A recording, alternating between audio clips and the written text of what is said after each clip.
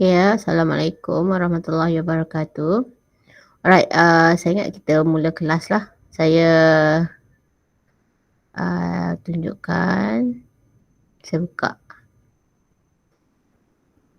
Okay. Sorry. Silap. Stop sharing. Sekejap. Saya silap file.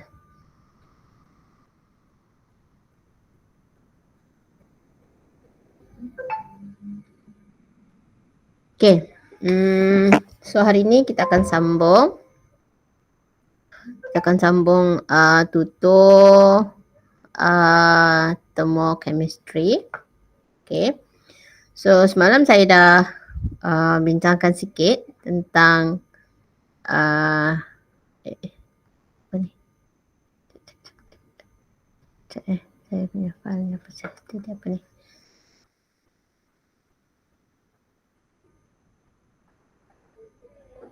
Okay, kita dah masuk sikit tentang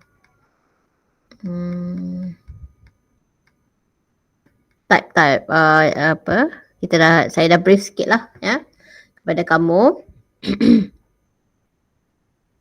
Apa yang kita belajar dalam thermochem lah ya. So dalam thermochemistry ni kita belajar apa? Pertamanya kita belajar tentang type of enthalpy change lah, iaitu kita ada endothermic dan exothermic ya. Kemudian kita juga belajar type of enthalpy lah, type of enthalpy. Lepas tu kita belajar nanti saya nak masuk kepada calorimeter lah hari ni ya, calorimetry ya. Okay.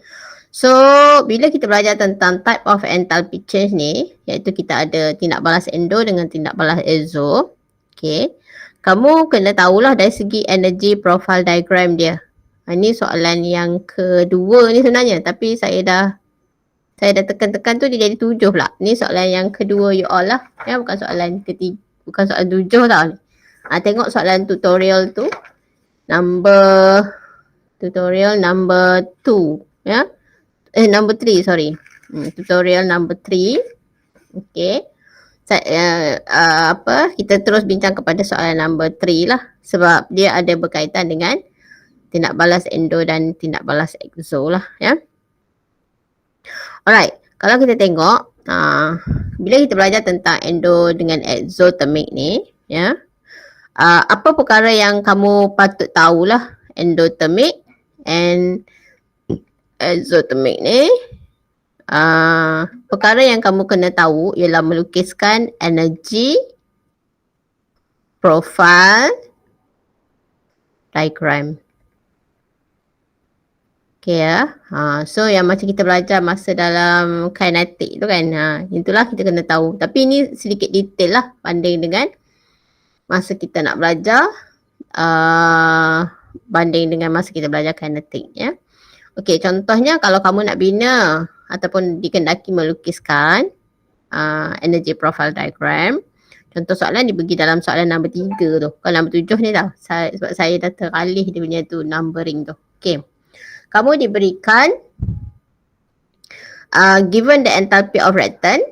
Okay. Product and activation energy. Okay. Kamu diberikan enthalpy untuk reactant adalah 60 kilojoule per mole. Product 105. Okay.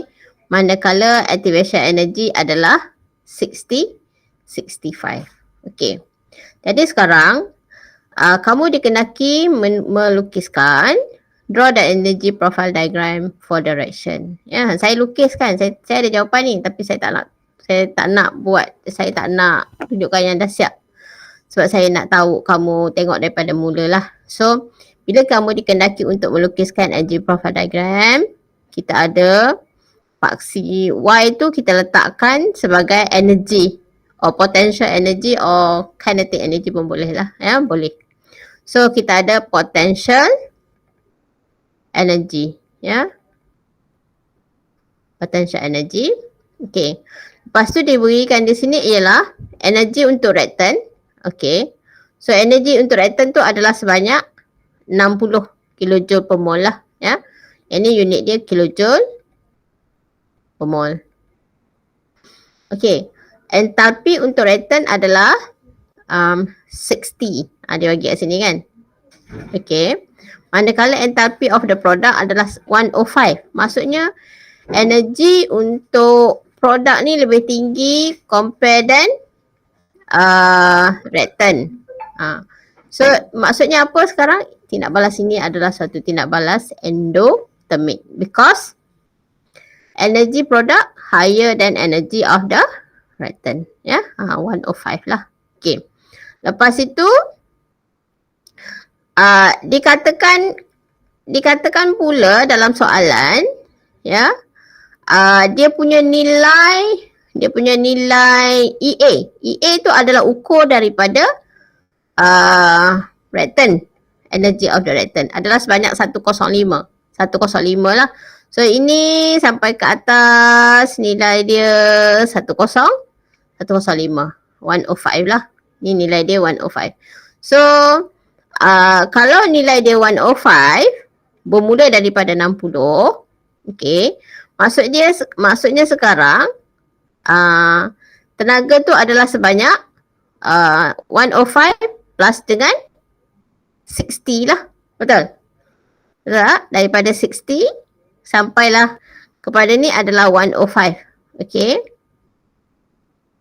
Oh sorry tak. Dia kata 105. Sorry kat sini. Dia kata tenaga tu adalah 105. Sorry kat sini. 105. Sorry saya silap. Okay. Tenaga dia adalah sebanyak 105 lah. So kita naikkan ke atas tu, drop peak dia elok lah ya. Saya lukis ni tak cantik lah. Ini adalah tenaga dia adalah 105 lah ya.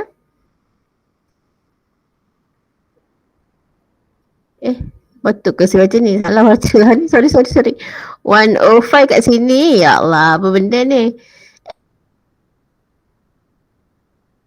Sorry, ni EA dia adalah 65. Sorry bagi ni ya. 65 maksudnya tambah 60 kita ada 160 plus 65 kita ada 125 kat sini. Ya Allah Epeng Sorry ya. So energi dia 105 65 plus 60. So kita ada 125. Sorry ya. Kat sini.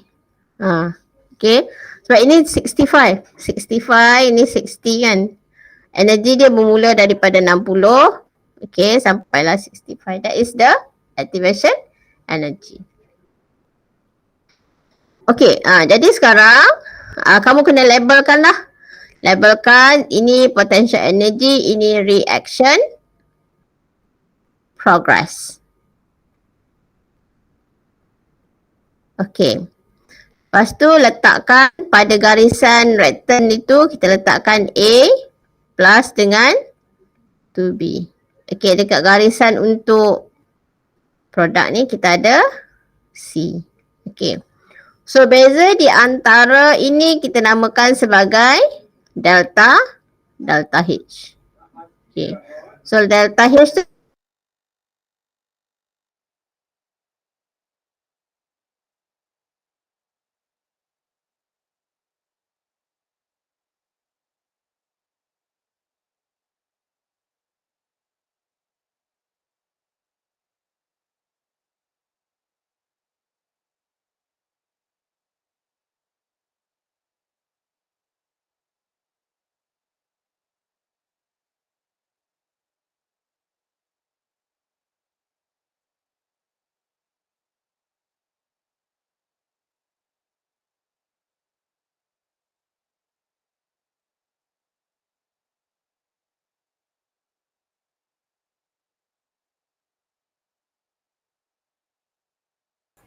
Hazim, take over kelas.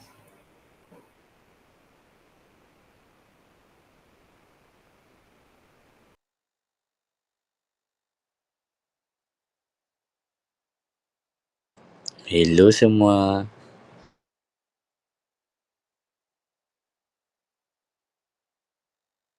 Selamat pagi Hazim.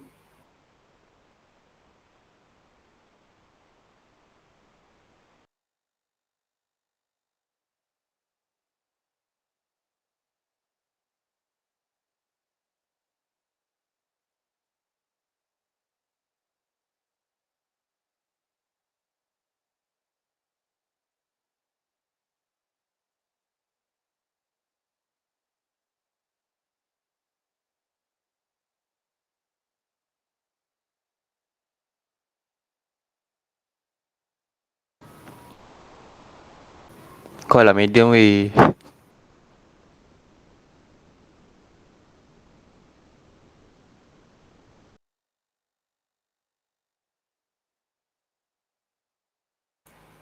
Siapa?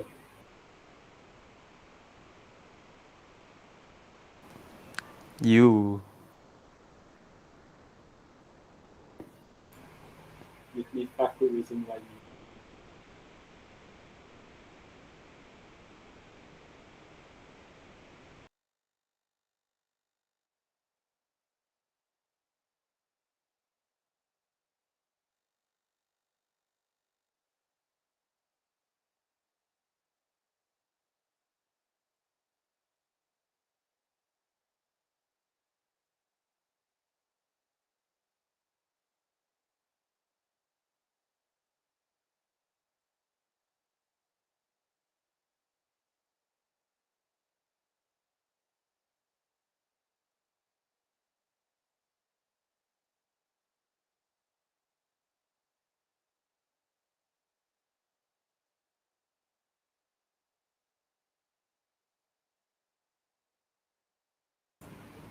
Ya, Madam Scarborough dia tadi sedang ajar dengan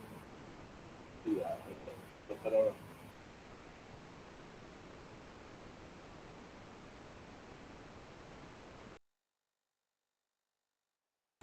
Hi Madam, tak kat mic. Saya kena tendang. Aduh, jahat lah Google Meet ni. Aish. Saya pakai apa ni? Sekejap saya tengok sekejap. Saya pakai. Saya kena tendang. Berani hampa. Sekejap saya dah pakai saya punya ni dah. Aduh.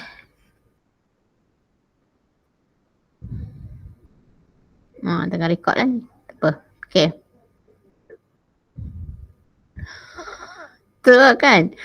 Berani tendang saya. Jahat lah. Okay, yang kita tengok ni.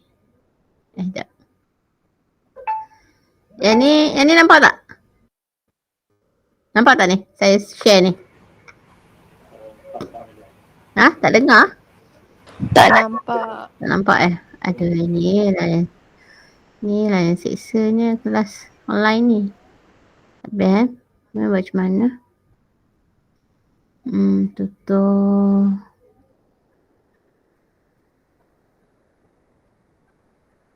Ni. Saya kena tendang tadi start daripada mana? Jahat. Dekat nombor 3 Madam, graf tu belum habis. Sini ini. Yang ni dah, you all tahu tak lukis ni?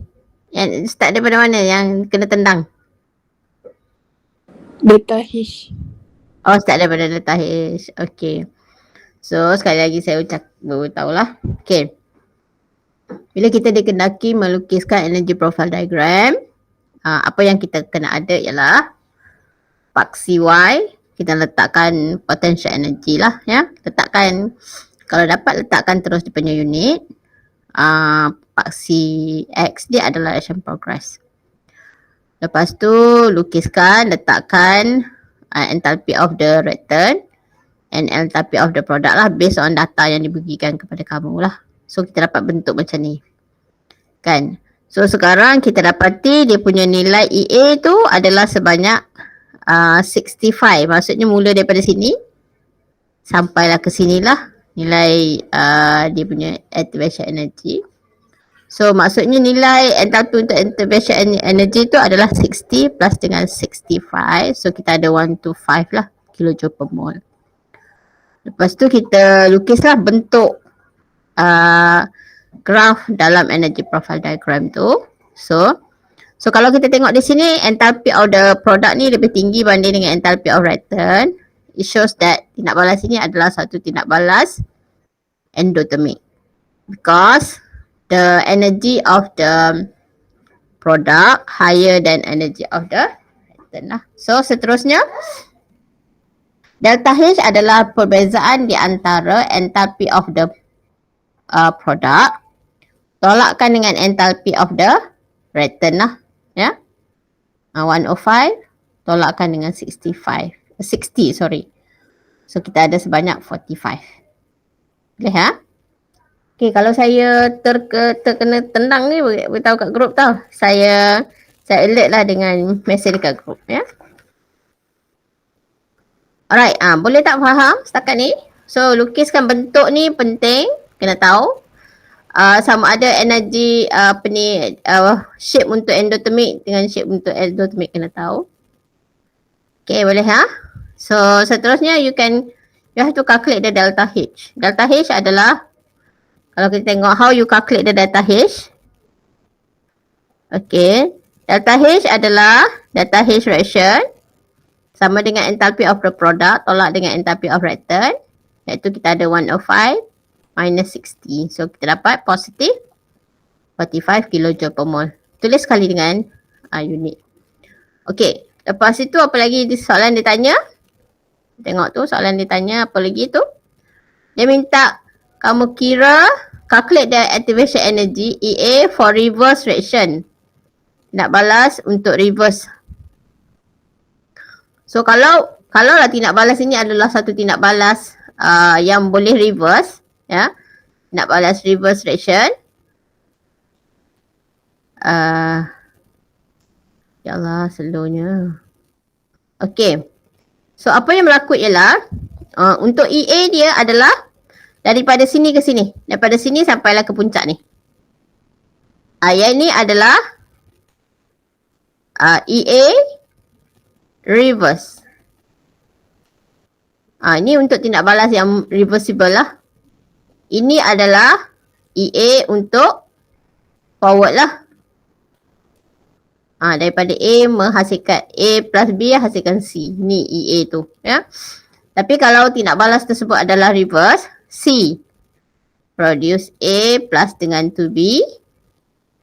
Dia punya EA adalah nilai dia banyak ni je. Sini tadi berapa nilai dia?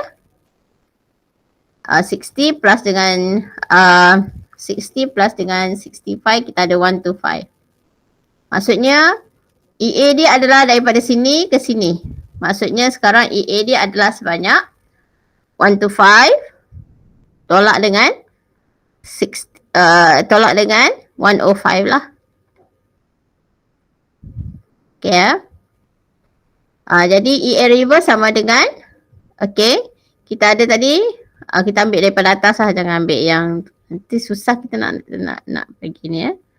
So kita ada sebanyak sini ke sini lah, daripada sini ke sini, iaitu kita ada EA, kiraan lain pun, cara kiraan lain pun boleh ya. Kita ada 125 minus dengan 105, iaitu sebanyak 20 kilojoule per mol.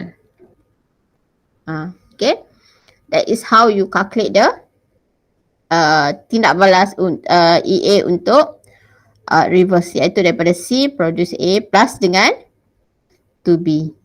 Dia boleh reverse reaction ya. Okay, boleh tak? Faham tak ni? Okay ke tak okay? Boleh ha? So saya ambil attendance sebab semalam tu ada yang sebenarnya ada yang masuk tapi saya ambil attendance awal sangat. So saya ambil attendance sekarang lah. Yang dah masuk baru saya ambil attendance. Ataupun saya lagi lah kan. Kacau kelas dia. Okay. So soalan number 4 ni. Okay, kita tengok soalan number 4. Kita soalan number 4 kan. Ini soalan number 4 sebenarnya. Okay, kita back to soalan number 2 dulu. Back kepada soalan number 2. Okay. Untuk soalan number 2 ni, okay. Kamu diberikan, kamu dikendaki untuk tahu 3 jenis entalpi yang kita belajar. Kita belajar 3 jenis entalpi. Okay. Entalpi, type of entalpi yang ada dalam kita punya syllabus. Okay, satu kita ada enthalpy of formation. Ya. Pembentukan satu bahan lah. Ya. Yang kedua, enthalpy of combustion. Ya. Combustion. Kita belajar 3 je. Sebenarnya ada beribu-ribu jenis enthalpy. Ya. Kita belajar hanya 3. Formation, combustion dan juga enthalpy of neutralization.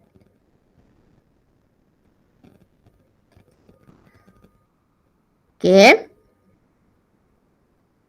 Okay, apakah maksud enthalpy formation? Apakah maksud enthalpy formation? Okay. Enthalpy formation adalah is the heat change.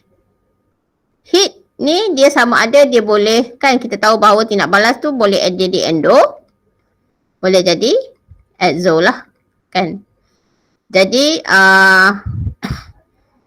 kadang-kadang dalam satu jenis enthalpy tu enthalpy tersebut kemungkinan dia boleh jadi endo, boleh jadi exo. Contohlah, katalah saya bagi contoh, ini tak spesifik betul lah. Contohnya enthalpy formation delta H. Biasanya kita tuliskan, kita nak ringkaskan enthalpy formation ni, kita letakkan delta HF formation lah. Okay. Enthalpy formation carbon dioxide, enthalpy formation of carbon dioxide adalah negatif, contohlah, kan. Okay. Enthalpy formation of ammonium chloride, contohnya positif. Sama ada enthalpy formation ni, ada setengah bahan bila terbentuk dia absorb heat. Ada setengah bahan apabila dia terbentuk dia release heat. Jadi enthalpy formation ni kita kena letak, bila kita nak definekan dia, we have to put heat change. Sebab some of compound when they form, they are endothermic, but some is exothermic.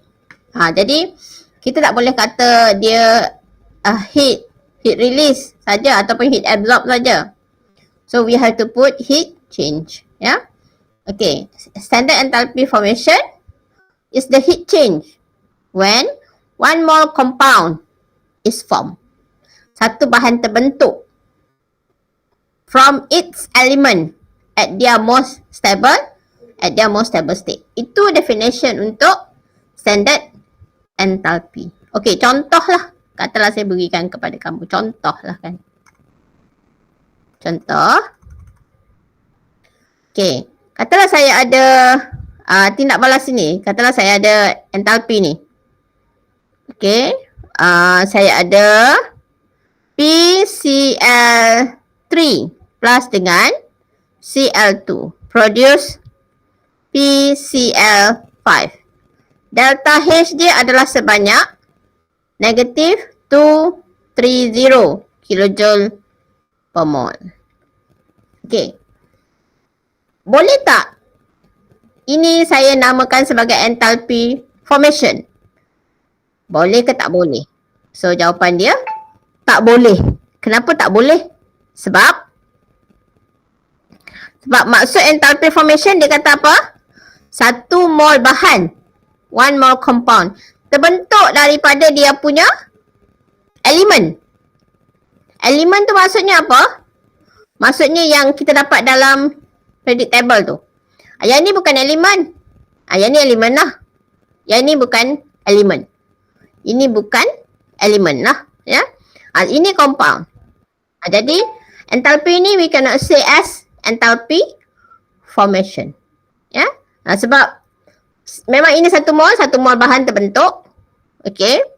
Tapi ini bukan elemen. Ini adalah dalam bentuk compound dah. So saya tak boleh katakan bahawa tindak balas enthalpy yang terhasil ni adalah enthalpy formation. Okey. Contoh yang lain pula. Katalah saya ada Br. Kan? Tambah dengan H.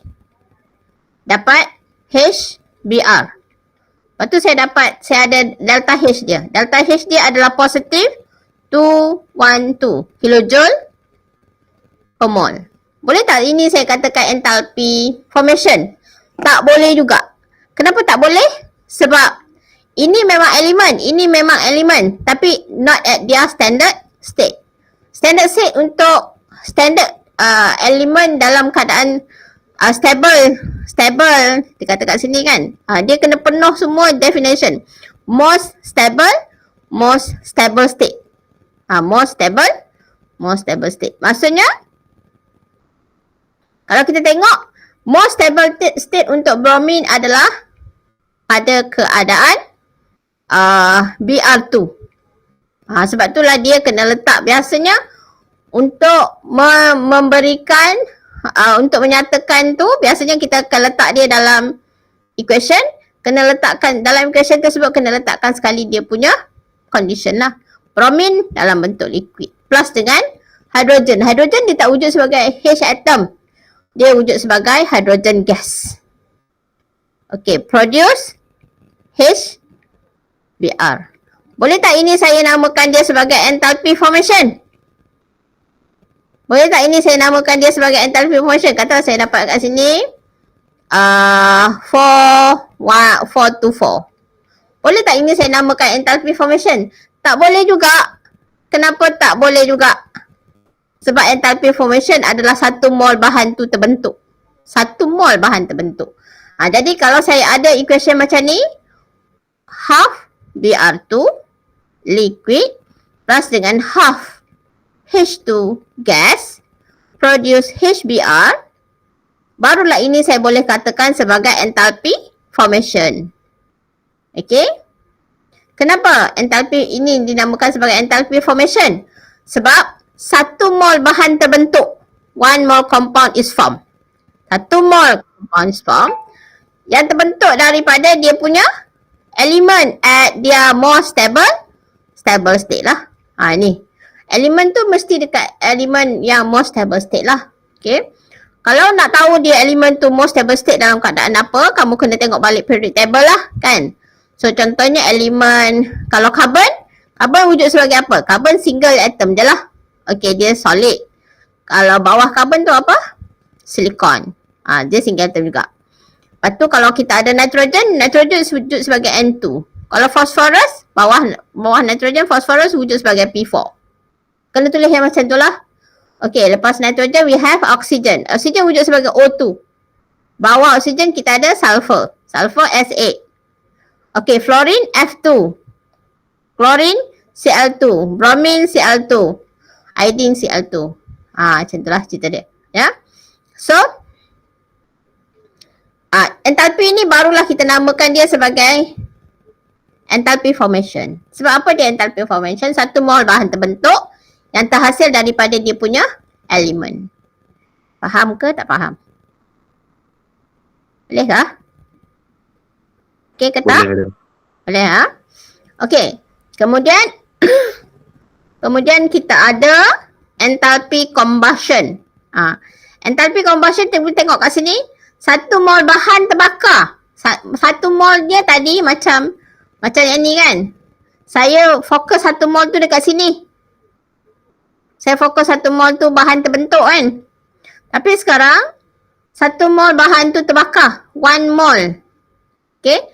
1 mol bahan itu terbakar in excess oxygen. Mana sebenarnya ni? Okay, sekejap. Saya padam. Saya select.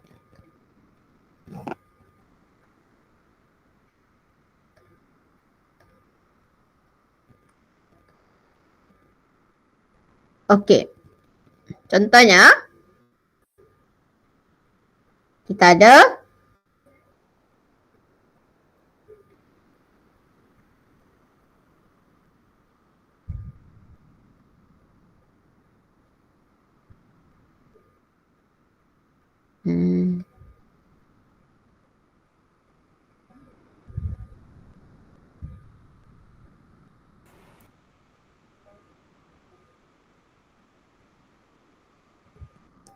okey, kalau kita tengok kat sini, katalah delta H dia adalah sebanyak negatif 100 kilojoule. Okey. Ni kita boleh tak kita katakan dia sebagai enthalpy combustion? Boleh tak kita katakan dia enthalpy combustion? Tak boleh. Kenapa tak boleh? Sebab dia bukan satu mol. Dia nak mesti 1 mol bahan terbakar dalam oksigen. Okay, hasilkan produk lah. Ya. So sekarang kalau kita tengok di sini, ini bukan entalpi combustion sebab bahan terbakar tu, ferrum yang terbakar tu adalah 2 mol. Tapi kalau kita katakan dia sebagai entalpi formation, boleh ke tak boleh? Boleh. Sebab apa? Ini adalah entalpi formation. Sebab kita akan dapati 1 mol bahan terbentuk daripada dia punya elemen. Tapi ini bukan entalpi combustion. Jadi kalau saya nak nyatakan dia entalpi combustion, apa saya buat? Saya kena divide by 2. Saya jadikan ferrum ni sebagai 1. Ini kalau yang macam ni, ini adalah entalpi formation. Tapi kalau saya divide by 2 semua, okay, saya dapat Fe plus dengan 3/4 O2 produce 1/2 Fe2 O3. Okay. Jadi ini barulah saya namakan dia entalpi combustion. Entalpi combustion dia adalah sebanyak 50 kJ per mol. Kenapa boleh kita katakan sebagai entalpi formation? Sebab 1 mol bahan terbakar. Ini pun sangat penting lah bila kita nak tahu sama ada dia jenis entalpi apa. Sebab kita kena baca betul-betul dia punya definition di sini. Faham tak ni? Definition ni sangat penting. Setiap satu patah, setiap satu ayat, setiap satu huruf, bukan huruf lah, satu perkataan tu, kamu kena take it serious. Macam tu lah. 1 mol compound is burn. Okay.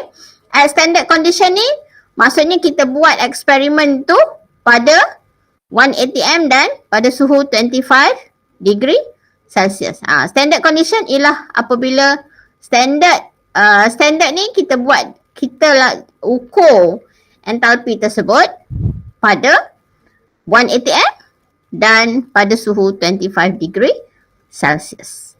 Macam tu. Bolehkah? Okay. Boleh Okay, next kita tengok entalpi neutralization. Okay, enthalpy of neutralization. Okay. Dia kata heat release. Okay, cuba tengok sekarang enthalpy combustion adalah heat release. Maksudnya tindak balas tersebut adalah tindak balas exo. Semua pembakaran akan release heat kepada surrounding. Tahu? Enthalpy neutralization pun sama. Tindak balas tersebut adalah tindak balas exo juga. Sebab semua tindak balas neutralization dia akan release heat kepada surrounding. Kecuali enthalpy formation. Enthalpy formation, some of the bahan terhasil dia boleh jadi positif, some boleh jadi negatif lah delta H dia. Okay. So, sekarang kalau kita tengok ya, apakah maksud enthalpy neutralization? Enthalpy of neutralization adalah heat release when 1 mole of water is formed from neutralization of acid and base at 180 m and 25 degrees Celsius. So, contohnya katalah saya ada satu asid NaOH tindak balaskan dengan H2SO4 produce Na2SO4 dan ni 2 Na kan. So, ni 2 OH, H2 plus dengan 2 H2O. So, diberikan delta H sebanyak, katalah diberikan delta H tu sebanyak 100 kilojoule. Okey, berapakah daripada equation yang ini? Okey, dia tanya kamu, determine delta H neutralization. Berapakah delta H neutralization? Berapakah delta H neutralization? Hello? Ikut tak saya ni? Ke macam tak ikut ya? Dia nak 1 mol water kan? Betul tak?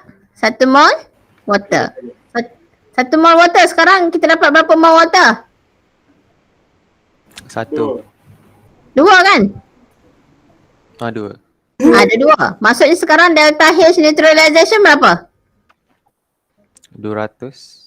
200. 2 mol air dapat 100. Kita nak enthalpy 10 neutralization mesti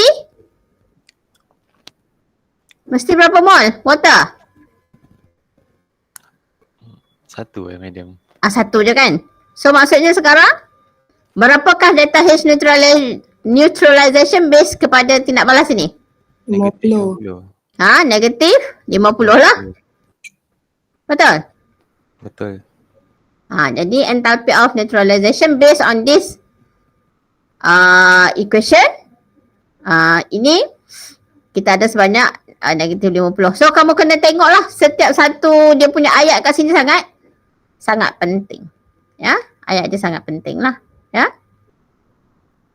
Kena tahulah. Alright. So saya rasa kemudian nanti saya akan tanya balik. Saya harap kamu faham lah, walaupun kelas kita online ni saya tak boleh tanya kamu untuk dapatkan feedback kamu sangat, tapi saya harap kamu masih faham lah, ya. Okay, saya harap tak menghalang kamu untuk faham apa yang saya nak sampaikan. Okay, ya. So hopefully kamu berilah komitmen kamu as pelajar lah, ya. Walaupun jauh, walaupun kita dilanda musibah macam ni, dia musibah lah kan. Tapi hopefully you still strong, ya. Kena kuat lah, ya. Okay. Seterusnya kita tengok soalan number 4. Soalan number 4 kamulah, ni soalan number 4 ya. Okay. Soalan number 4 ni dah masuk calculation untuk calorimeter lah. Termasuk dah masuk kepada calculation calorimeter. Okay. So apa yang kita dah belajar thermochem, kita belajar type of enthalpy. Kita belajar type of, ni kita belajar thermochem lah. Thermochem. Type of enthalpy chain. Okay, last kali kita belajar ialah calorimeter. Okay, so saya nak terangkan sedikit tentang calorimeter lah, ya. Macam mana calorimeter itu berfungsi. Hopefully kamu you still with me, masih dengar, ya. Jangan lari, tolong fokus, ya. Okay, kita tengok dulu jenis-jenis calorimeter untuk kita faham dari segi calculation nanti. Okay. So calorimeter dalam silibus kita ada 2 jenis. Satu kita ada bomb calorimeter. Bomb calorimeter tu kita ada satu calorimeter. Kita ada dalam calorimeter itu boleh dimasukkan dengan tempat untuk lakukan tindak balas. Okay. Which is ini metal. Ini adalah dia punya metal. Okay. Dan di sini kita kat luar metal ni kita ada air. Ni air lah. Air ni adalah kawasan tindak balas dijalankan. Okay. Katalah kita lakukan satu tindak balas combustion. Contoh kita nak bakar magnesium. Dalam ni kita sediakan satu bekas. Lepas tu biarkan magnesium terbakar dalam tu. Okay. Jadi sekarang kalau kita tengok katalah kita nak dapatkan enthalpy combustion of magnesium, kan? MgO. Okay. Kita nak dapatkan berapakah delta H enthalpy combustion untuk MgO lah. Ya. Kita jalankan tindak balas tu dalam calorimeter. Ada dua jenis. Ya, calorimeter satu. Ini kita namakan sebagai bomb calorimeter. Satu lagi kita ada coffee cup calorimeter. Yang dalam lab biasanya kita pakai coffee cup calorimeter. Okay. So kita masukkan termometer kat dalam ni. Kita masukkan termometer. Okay, kita coffee cup ni biasanya kita akan salut dia lebih lah, beberapa cup lah. Okay, supaya heat yang berlaku dalam tindak balas dalam ni, okay, dia maintain dalam ni saja.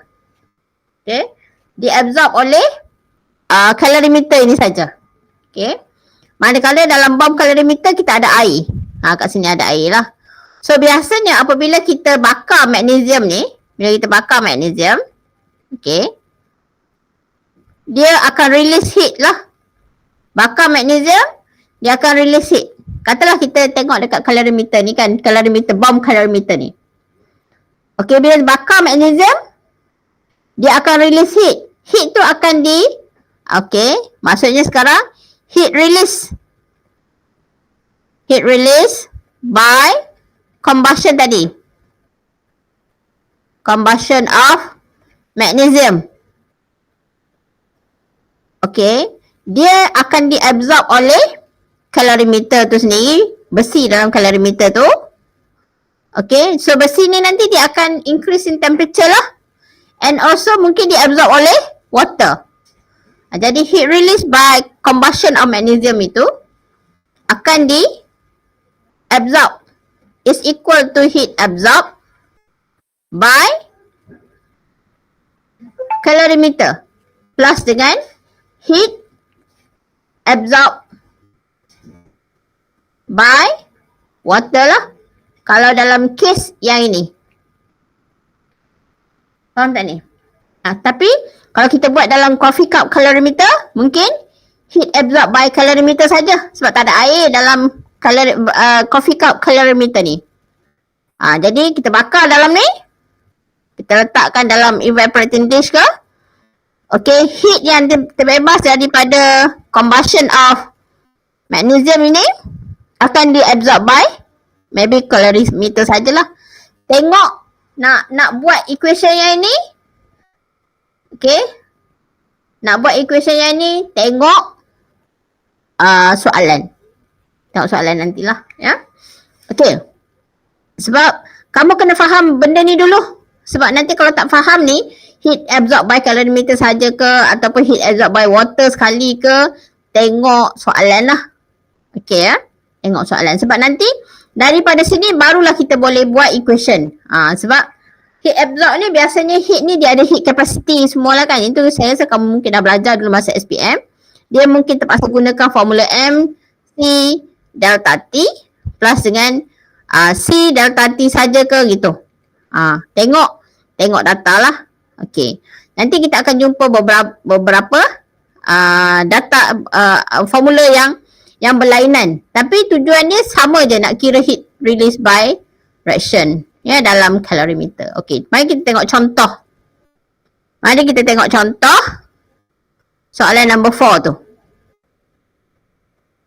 Kan? Okey. So kita ada sekarang when S metal is combusted in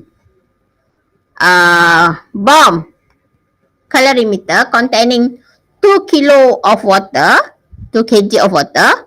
So kita ada bomb calorimeter. Okay. Dalam bomb calorimeter ni kita bakar metal S. Metal S. Okay, dia kata contain water.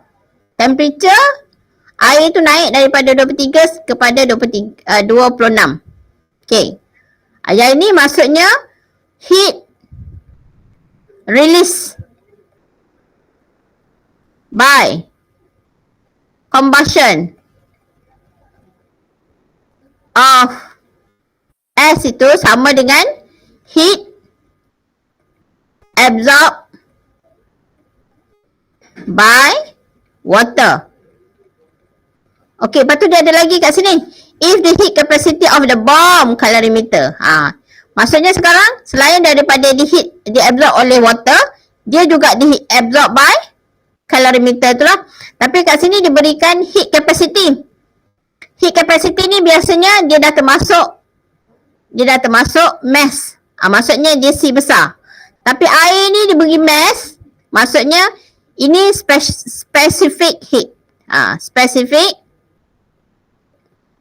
heat. Yang ni heat capacity saja. Yang ni heat capacity. Jadi apa formula yang kita nak tuliskan kat situ? Yang ni heat released by combustion of air sama dengan heat absorbed by water plus dengan heat absorbed by calorimeter. Jadi apa formula dia sekarang? Sebab dia bagi water to mass, dia berikan heat, specific heat of water. Yang ni kalau kamu tengok dekat buku tutor kamu, dia bagi specific heat of water adalah 4.2.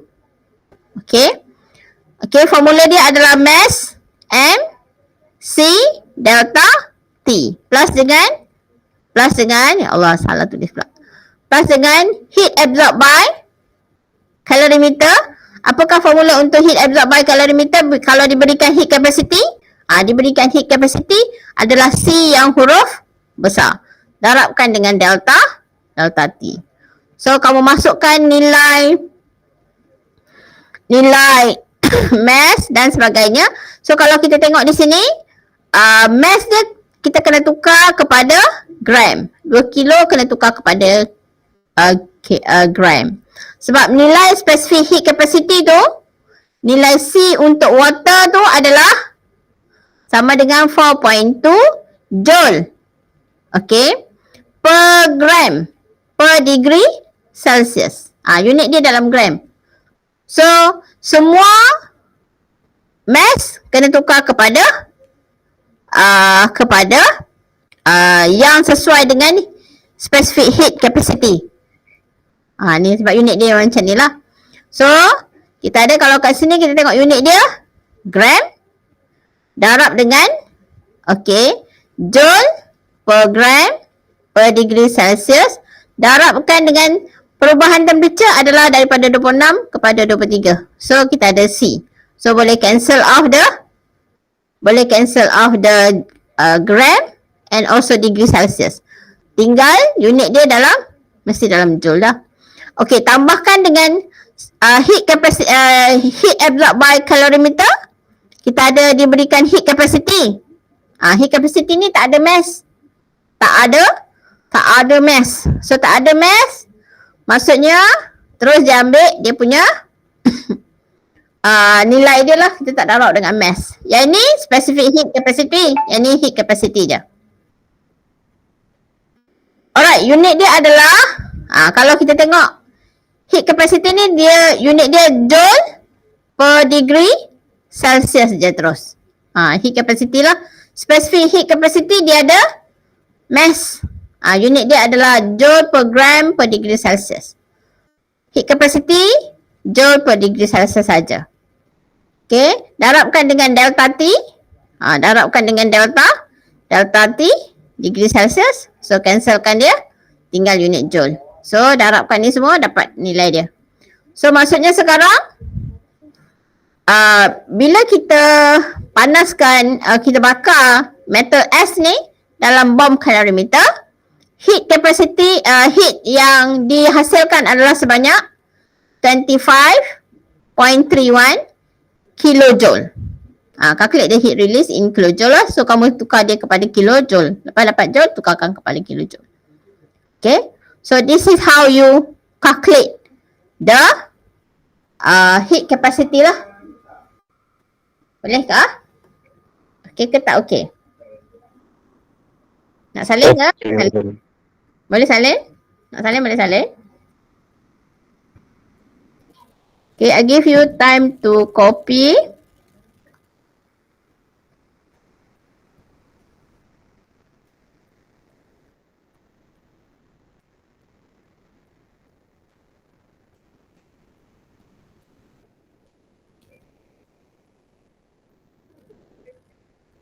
Okay.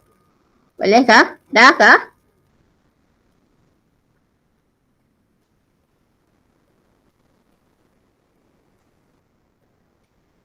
Dah madam. Dah Okey, satu lagi soalan. Lepas tu kita start lah ya. Okey, cuba tengok soalan number 5 kamu. Tengok soalan number 5.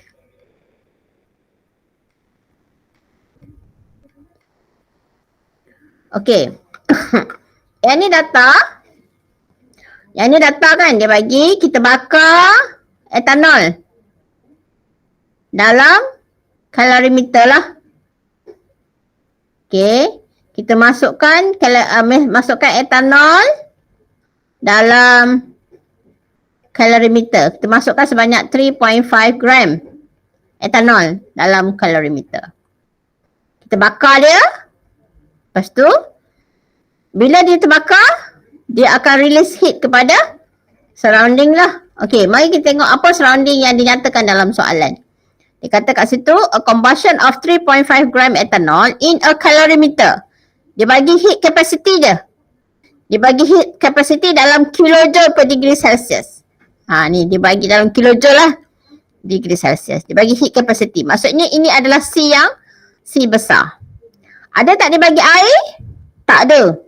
Ada tak dia bagi specific heat capacity of calorimeter? Tak ada. Dia bagi heat capacity je. Lepas tu dia bagi delta T. Okay. Jadi, macam mana kita nak kira enthalpy combustion? Mula-mula sekali apa kita buat ialah kita kena kira dahulu enthalpy, kita tak kira dulu heat release lah. Heat release by combustion of etanol ni sama dengan heat absorb by calorimeter. Air ada tak dalam data? Tak ada. So tak payah letak air lah. Faham tak ni? Nak buat calculation tu kena tengok data dululah. Kalau dibagi data tentang calorimeter je, so calorimeter saja. Soalan ke atas tadi, soalan 4, dia bagi data tentang air. Dia bagi data tentang calorimeter. Then you have to write both lah. Ya? Macam tu. Boleh tak ni? Kena tulis tadi yang soalan 4 tadi, heat release by combustion tadi is equal to heat absorbed by water and calorimeter. So formula atas dengan formula sekarang tak sama. Kenapa? Sebab data dalam soalan yang berbeza. Kamu kena baca betul-betul soalan tu. Ya? Okay. Sekarang dibagi data tentang calorimeter sahaja. Okay. Now kita kira dahulu heat release by combustion of ethanol.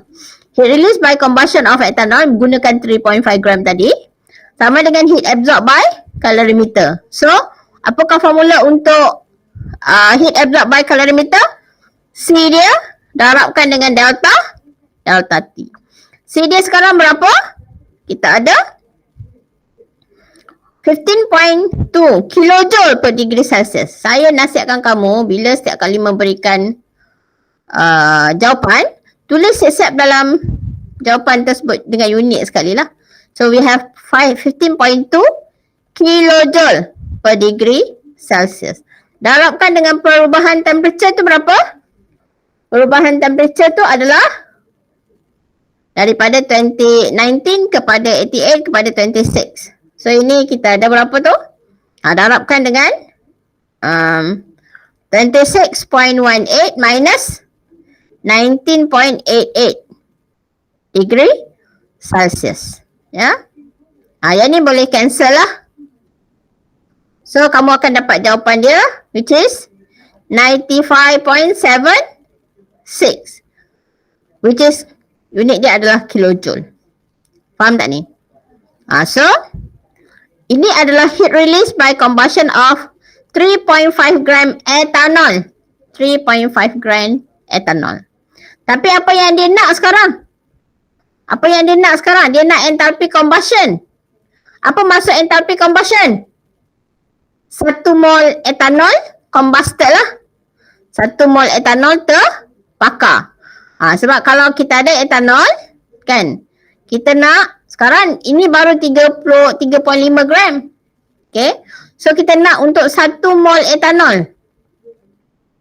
1 mol etanol combusted. Sekarang kita hanya bakar 3.5 gram sahaja. So, apa buat ialah kamu kena buat ratio lah. Okay, kita tahu bahawa etanol formula dia CH3, CH2OH kan. Berapa molar mass dia? Karbon tambah karbon 24 kan, 24, 25, 26, 27, 28, 29, 30. 30 tambah dengan 16. Molar mass dia adalah 46 gram per mol. 1 mol etanol, mass dia adalah, molar mass dia adalah 46. Jadi kita kena buat ratio lah. Okay, kita ada 3.5 gram etanol. Okay, produce 95.76 kilojoule. So kalau kita ada 46 gram etanol, berapa heat yang boleh dibebaskan? Kamu boleh kira lah tu. 46 divide by 3.5, darab dengan ni, kita ada berapa? 12, 5, 8.4 kilojoule. Ini adalah heat yang terbakar untuk 1 mol ataupun 46 gram etanol. Jadi sekarang, okay, maksudnya sekarang kita dapati enthalpy combustion of ethanol is equal to, sebab ini enthalpy combustion, so dia mesti letak negatif 1258.4 kilojoule. Ataupun kita boleh tuliskan delta H combustion ethanol. Ni letak C kat sini equal to negatif, kena letak negatif. Masa calculation tak perlu letak negatif. Okay, negatif 1258.4 kilojoule. Masa kat sini kena letak sebab enthalpy untuk combustion ni dia adalah exothermic. Jadi dia kena negatif lah. So itu kita ada enthalpy combustion. Write the thermochemical equation for combustion of ethanol. Jadi apakah macam mana cara nak menuliskan thermochemical equation? Tapi sebelum tu saya nak tanya kamu dulu.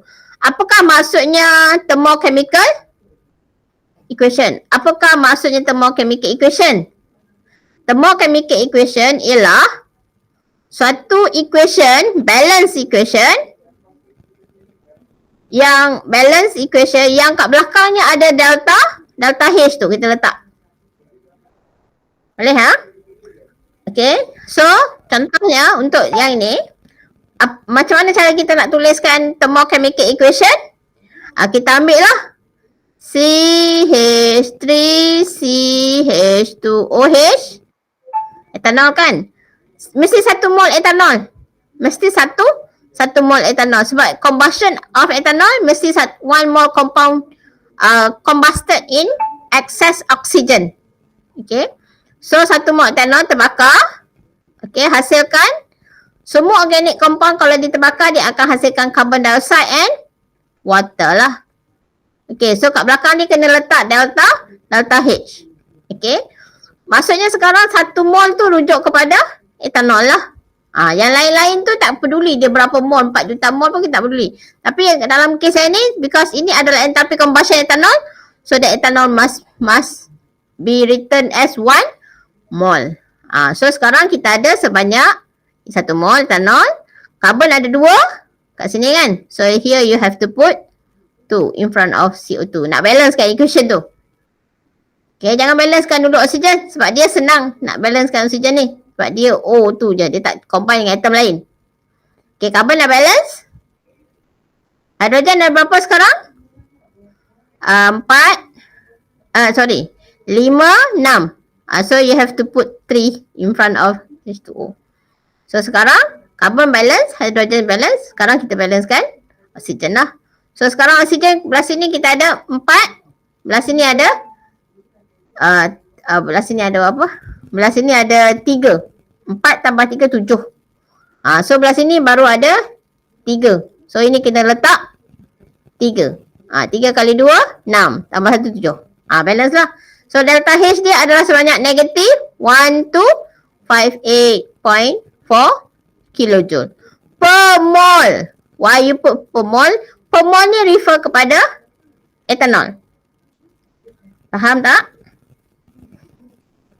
Okay ke? Boleh ha? So boleh ha? Okay. So that is how you answer the question lah. So ada banyak lagi bentuk soalan. So saya nak lagi kamu buat lah soalan 6, 7. Okay. Habiskan sampai soalan nombor 8 tu. Balik nanti saya nak kamu present dekat depan kelas. Yang tak datang semalam tu ada berapa orang. Saya dah take note dah sebenarnya tapi saya tak buka lagi. Dia punya tu. Ada yang dah WhatsApp saya sebenarnya saya datang tapi saya lambat. Kan tak apalah. Okey lah tu kan. Yang tak datang tu betul kena present soalan yesterday dengan soalan hari ni lah. So untuk kelas hari ni saya belum ambil attendance. So saya kena ambil attendance sekarang lah ya. Walaupun namanya kamu dekat rumah tapi tak ada namakan kamu sebagai cuti. It's not a holiday ya. Kita masih lagi jalankan tugas kita sebagaimana biasalah. Okey, saya nak saling ke ni? Kalau tak nak saya nak stop sharing. Nak saling ke? Dah ha? Dah madam, dah salin. Dah. Saya tak nampak ni tau sebab bila saya sharing ni saya nampak saya punya ni je, word saja. Okay. So right.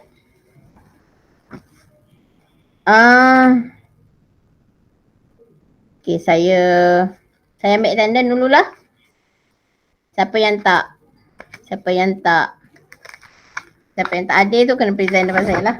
Tapi nanti saya nak juga kamu present untuk soalan camp score. Nak tahu kamu faham ke tak kan. Present tu bukan maksud saya denda ke tak. Cuma je saya nak tahu tahap kefahaman kamu je kan. Bukan sebab nak denda ke apa tak kan. Saya tahu kamu dah besar dah pandai manage diri kan. InsyaAllah kamu pun nak berjaya ya, macam orang lain juga. Okay. Jadi saya tahulah kamu dah besar kan. So pandailah kamu ya. Okay, saya stop recording. Okay, saya ambil attendance sekarang.